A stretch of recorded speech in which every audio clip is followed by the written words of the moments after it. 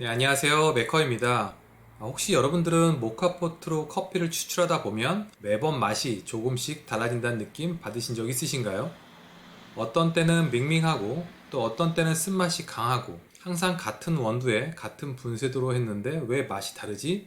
라고 고민해 보신 적 없으신가요? 오늘은 맛의 일관성을 높일 수 있는 가장 중요한 방법을 알아보도록 하겠습니다. 네, 여러분은 모카포트 추출 과정에서 어떤 부분을 가장 신경 써서 진행하시나요?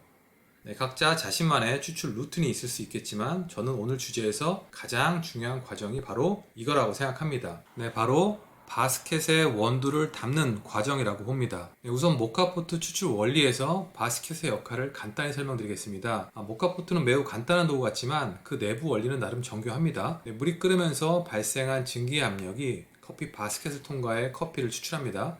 이때 바스켓 안에 담긴 원두층이 바로 필터 역할을 하며 물의 흐름을 제어합니다. 네, 하지만 여기서 문제가 생길 수 있습니다. 원두가 고르게 담기지 않았다면 물이 특정 부분에 집중되면서 채널링이라는 현상이 발생합니다. 채널링이 발생하면 일부 원두는 과추출되어 쓴맛이 강해지고 또 다른 부분은 과소추출되면서 밍밍한 맛이 나타납니다. 이런 결과로 인해 커피의 맛이 균형을 잃게 되는 거죠. 결국 맛의 일관성이 깨지게 됩니다. 자, 그럼 어떻게 해야 바스켓에 원두를 고르게 담을 수 있을까요? 가장 간단하면서 효과적인 방법은 이렇게 침칠봉이라는 도구를 사용하는 겁니다. 만약 이런 도구가 없다면 집에서도 쉽게 대용으로 사용 가능한 가느다란 바늘이나 옷핀 또는 얇은 철심 등을 사용해도 괜찮습니다. 자, 이렇게 원두를 담았고요.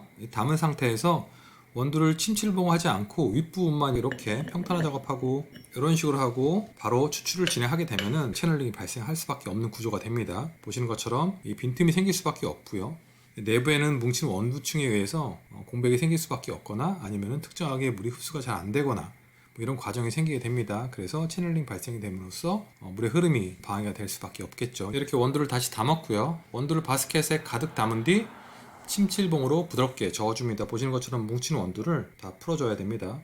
앞서 말씀드렸지만 침칠봉이 없을 경우에는 이렇게 침 같은 걸 이용해서 좀 시간이 걸릴 수도 있긴 하겠지만 이렇게 저어줘서 뭉친 원두를 조금씩 풀어주면 됩니다. 네, 그래서 이렇게 뭉친 원두를 잘 풀어주고요. 윗부분을 이렇게 살짝 덜어내면은 이렇게 깔끔하게 평탄화가 되고요. 네, 안쪽에 뭉친 원두를 골고루 펴줬기 때문에 압력이 일정하게 분산되고 물이 원두를 고르게 통과할 수 있어 채널링을 방지할 수 있습니다. 네, 여기서 한 단계 더 나아가고 싶다면 탬핑을 시도해 볼 수도 있습니다.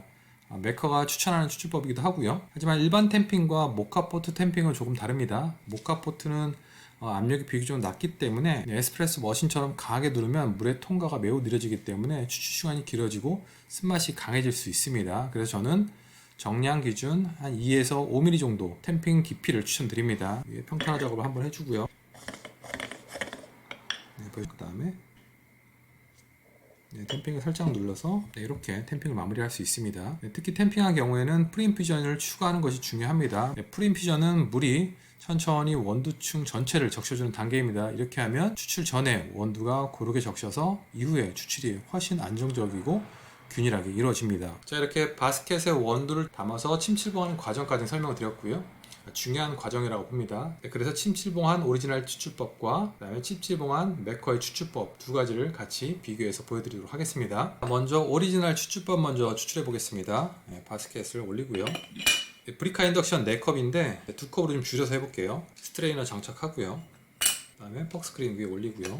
도징링 올려주고요. 원두를 담아보겠습니다. 침칠봉 작업을 하겠습니다.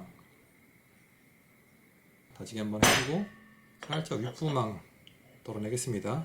이렇게 이런 식으로 원두를 담았습니다. 종이 필터는 사용 안 하고요. 메커 금속 필터를 사용해서 좀 더 섬세한 커피 추출을 해보겠습니다. 추출을 진행해 보겠습니다.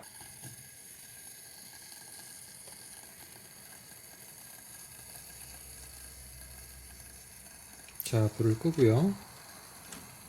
네, 한 컵 분량이니까 잔여분만 또 추출합니다.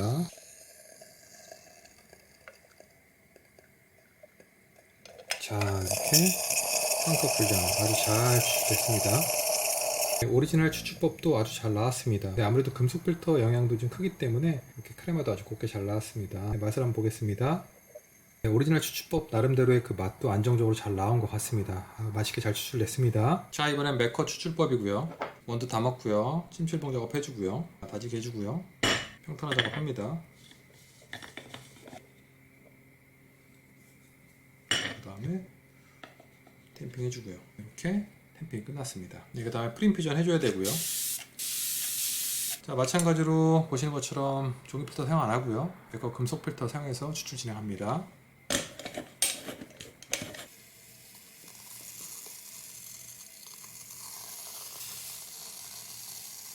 네, 불을 줄이고요. 네, 불을 끄겠습니다. 네, 잔열로만 추출하고요. 자, 추출을 마무리하겠습니다.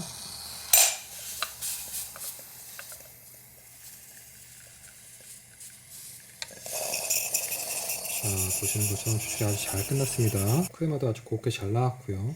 맛을 한번 보겠습니다. 네, 맛을 봤는데요. 확실히 메커 추출법이 좀 더 진하게 추출이 잘 됐고요. 묵직한 커피 맛이 아주 좋습니다. 에스프레소 머신에서 추출되는 거랑 거의 비슷할 정도로 진한 농도의 커피가 아주 잘 추출했습니다. 맛있게 잘 나왔습니다. 네, 오늘 이렇게 맛의 일관성을 높이는 중요한 포인트인 바스켓의 원두 담는 과정을 보여드렸는데요. 오리지널 추출법이든 메커 추출법이든 작은 디테일 하나가 일관된 커피 맛을 즐길 수 있다면 조금 번거롭더라도 꼭 시도해 보시기 바랍니다. 그럼 오늘 영상은 여기서 마무리하겠습니다. 감사합니다.